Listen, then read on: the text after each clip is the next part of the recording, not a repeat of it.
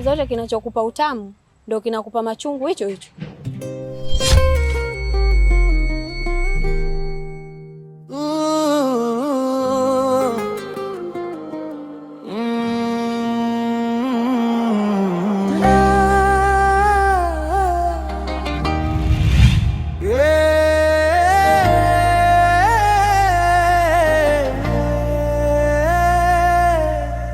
Nilikuwa peke yangu gizani, moyo wangu ulikuwa na maumivu.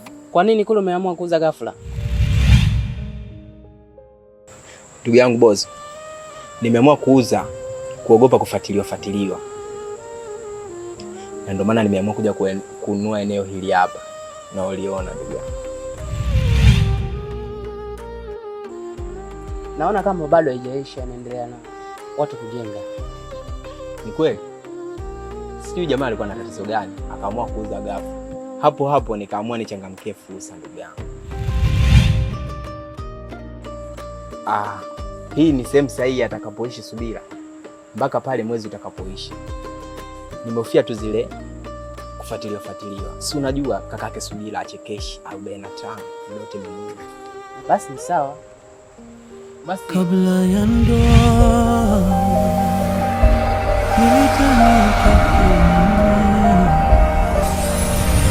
lakini nikabaki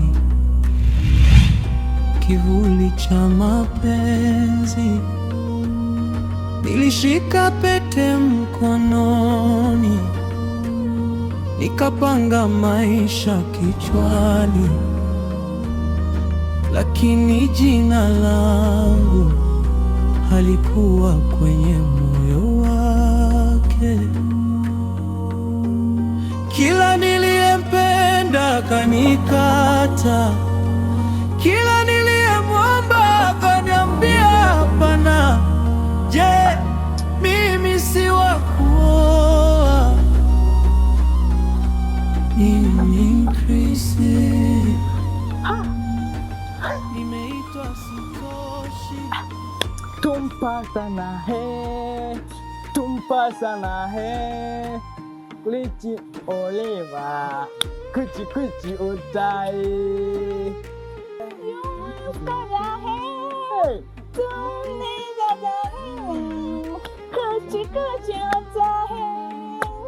kuchi otahe. Sikuwa tayari kuondoka, nikabaki na suti na machozi. Jamani, mimi nitakupeni hela yenu. Naombeni mnivumilie. Mimi sasa hivi nina hali ngumu. Hata hela kula mimi siachi. Naombeni tu mnivumilie jamani kaka zangu. Tatizo lako wewe, unapenda kulalamika sana. Tumeshakuvumilia mara ngapi bwana? Tumeshakuvumilia mara ngapi na urejeshi? Bwana sisi tukija tena mara ya pili tunakuja kubeba vitu ambavyo tumeandikishana kwenye mkataba. Sijui umenielewa kwa makini? Yaani mambo ya kuvumiliana tushavumilia sana sasa. Mpaka sisi wenyewe imeshafikia stage sasa tunachoka. Sijui umeelewa? Mkataba wako ulisha juzi na mpaka sasa hivi hatuoni chochote. Na mpaka sasa hivi na siku ya 3. Alafu unasema tuendelee kuvumilia. Tuvumilia mpaka lini? Jamani, naombeni basi iwe hata siri. Maana mume wangu hataki.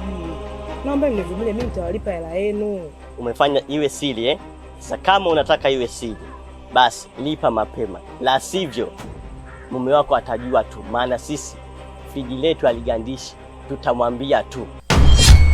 Kabla ya ndoa nilidhani nitakuwa mume, lakini nikabaki kivuli cha mapenzi. Subira, kwa nini umenifanyia hivi? Subira, kwa nini umeamua nifanye hivi?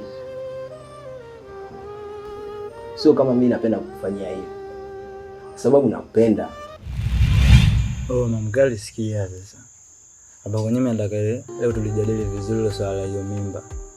Kwa sababu hapo kwenye sikuelewi, na kama unavyoona maisha yenyewe alivyo hapa, afu nitakuleta mtoto. Maisha magumu kama unavyoona. Mtoto huyo akija atasoma nini? Atakula nini? Si unaelewa ataishije? hata hiyo mimba yenyewe tutaleaje? Hapo kwenye kama unavyojua hapo kwenye tunakula kwa shida bado tupo wawili. Wewe bado unataka ongeze na mtu wa tatu. Unachukulia poa tu au vipi? Rafiki yangu Suli analalamika kila siku mbele yangu. Binamchora. Vipi siku akilijua hiyo? Acha kupelekeshwa na hisia. Mimi sio wako tena. Mimi basi tu. Alafu nasikia ukitoa mimba unaweza kufa. Alafu kutoka damu nyingi. Wewe sikia wewe, acha noma. Wewe ushasikia wapi mtu akitoa mimba anakufa? Wewe ushai kutoa ukafa? Au ushai kutoa damu zikakutoka? Mbona kwa mshamba wewe? Hapo kwenye mimi nakuelekeza uje maisha ukweli, hii nature halali kabisa kama unavyojua. Maisha yenyewe ndo haya hapa. Huyo mtoto akija si ndio ile atakuwa misho tu kibaka tu. Maisha magumu kama hivi. Kula hapa wawili tunakula kwa shida afu nachukulia poa mfanye utoe hiyo mimba bana. Alafu kwenye kama unavyojua mimi na mambo yangu kibao ya kufanya hapa. Si unaelewa?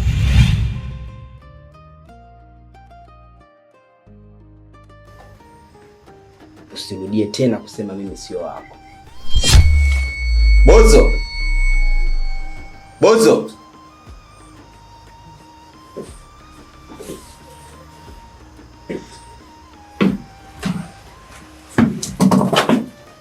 Sikupendi na hivyo unavyonifanyia siwezi kukupenda tena. Bozo. Hakikisha hali siku mbili.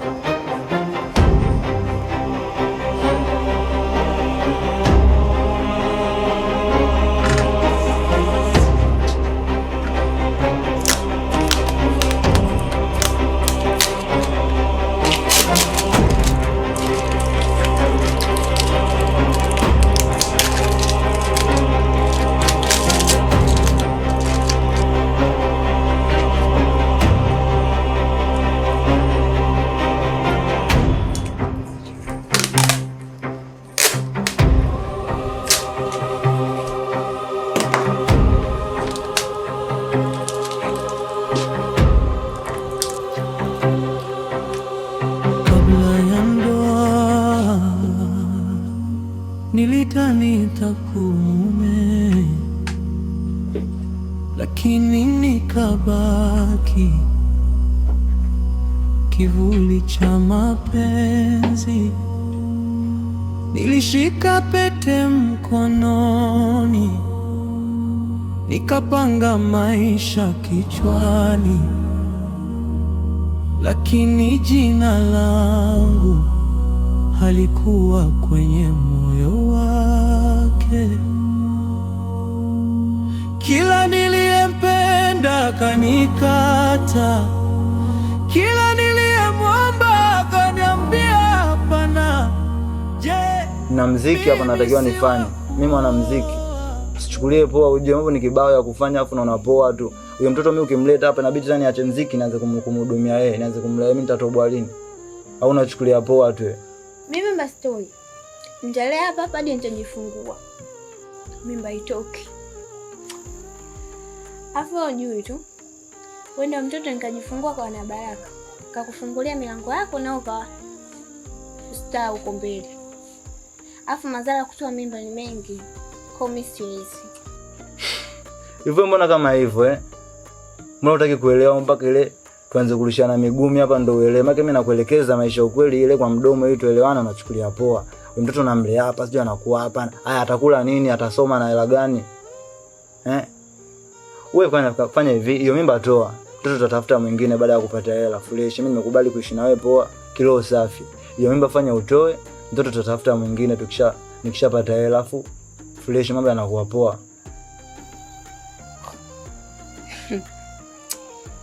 Nishakwambia hii mimba haitoki, haendi popote. Sitoi mimba. Hapo nyewe utakuogomvi kila day kwa sababu hiyo mimba, kwa sababu hutaki kuelewa. Mimi nikikuelekeza nachukulia poa, si unalea. Wewe una hela za kulea hiyo mimba wewe miezi 9. Bado mtoto azaliwe hadi akue aanze kujitegemea. Miaka mingapi? Mimi muziki wangu nitafanyaje? Hapo usichukulie poa unajua.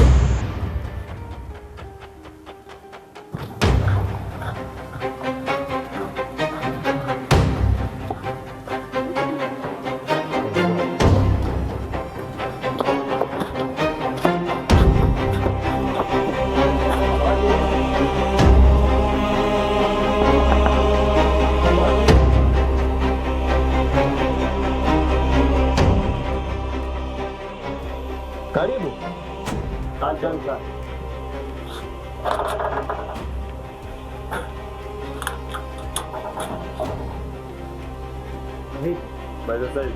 Sawa. Sasa nyumbani. Nzuri, karibuni. Asante sana. Bwana. Tumemkuta Faisal? Hapana, hayupo. Achukua labda kaelekea wapi, maana tuna shida naye kidogo. Mimi mwenyewe hapa mpaka nimefika Kimazabe sana. Ya. Na nimefika hapa, funguo nimekuta kwa jirani. Ya. Kwa hajakwambia labda kuhusu yeye labda yuko wapi hivi na hivi kwetu, wewe unasema kwamba hujui alipo. Sifahamu kabisa, sema alipo. Sikiliza kijana.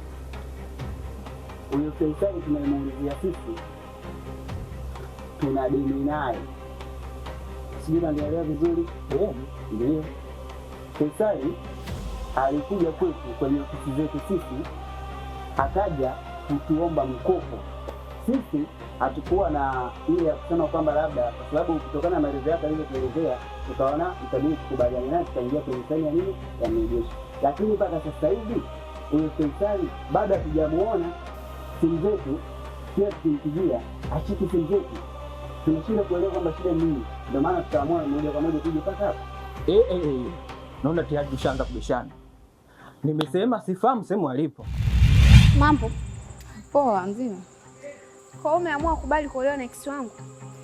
Alikuja na nia kutaka kuja kunioa, na kwa vile alikuwa na nia moja kwa moja kuja kunioa, kwa hiyo sikuwa mjinga kukataa ndoa, na alikuwa na nia hiyo. Haya, wewe mwenzangu, sasa hivi umempata bwana akakutia mimba, ameikataa, sasa hivi naishi naye kuishi.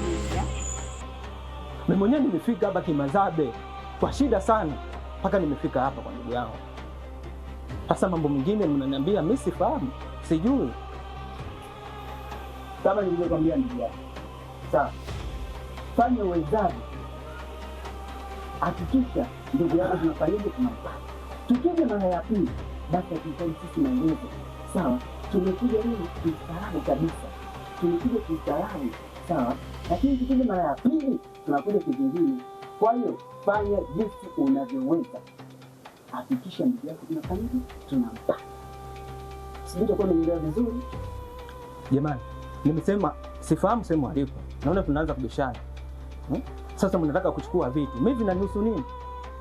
Mkichukua vitu, je, mwenyewe akirudi akiniambia vitu vipo wapi? Namuelezea vipi? Ni kama alivyosema ndugu yangu. Haijalishi yuko wapi, kaenda wapi. Ila tunachoomba mfikishie taarifa, tuhakikishe tunampata. Sisi ndio tumekuja hii mara ya kwanza na ndio ya mwisho. Tukija tena hapa, tunahakikisha tunasomba kila kitu. Tunabeba mpaka kunguni. Hatuachi kitu. Mpaka mende wa choni wote tunasomba. Hatubakishi kitu. Au mnasemaje wenzangu? Hivyo. Sisi tunaondoka. Na kisha namfikishia taarifa.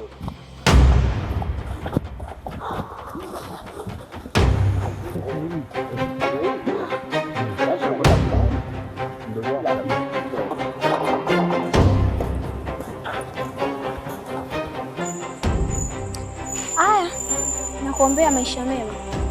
Utakuja kwenye shughuli yangu? Nitakuja.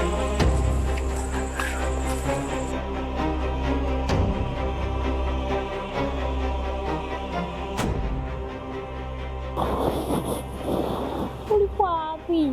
Amna ndugu wangu. Kabla ya ndoa nilidhani nitakuoa, lakini nikabaki kivuli cha mapenzi. Nilishika pete mkononi. Hivi Tumaini mpenzi wangu, kwa nini umekuja huku ghafla bila taarifa? Na sasa hivi mimi naishi maisha magumu na ndugu yangu. Kula kwetu kwa kudunduliza. Yaani mimi na ndugu yangu sasa hivi tunaishi kwa ngawe. Na usifikirie mimi kuja huku kwamba nilikusahau. Mimi bado nilikuwa nakukumbuka sana tu. Na mipango yangu tu sema haijakaa sawa. Ningekufuata huko kijijini kuja kukuchukua. Kwa sababu mimi na wewe tulikuwa tuna malengo mengi sana. Ipo sababu hiyo nifanya mimi nifike hapa. Ni sababu gani tena hiyo? Sarafina mdogo wangu, nimeamua kurudi pia kwa ajili yako, ila hichi kinachoendelea kilikuwa kinakustahili kabisa. Nilikushauri mdogo wangu, lakini hukutaka kunisikiliza.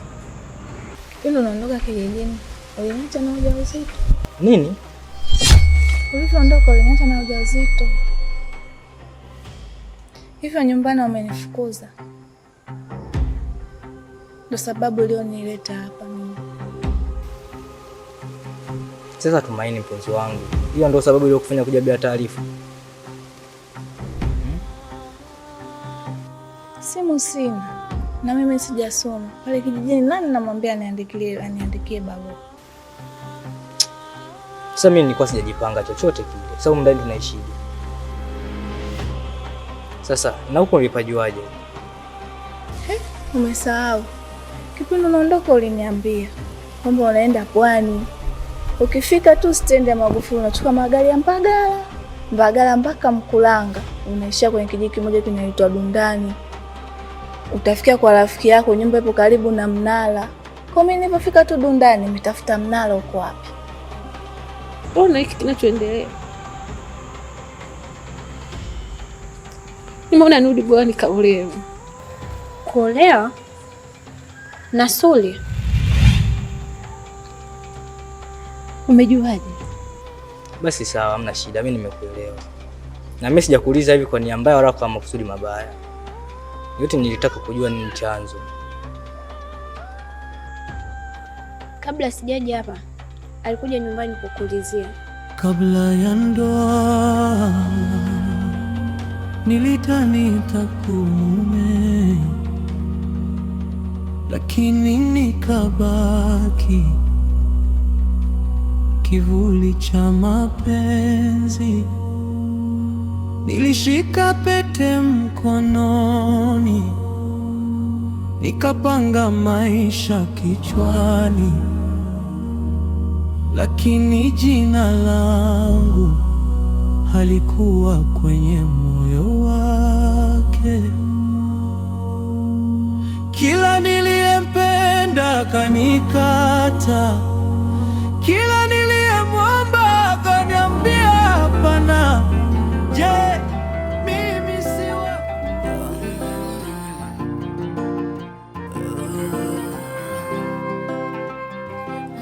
Haina haja kuzungumza kitu chochote. Ni kila kitu nimekubali. Nimeamua kuziondoa fikra potofu. Ndio maana nimeamua kurudi kwa ajili yako. Sioni sababu ya kukaa mbali na wewe.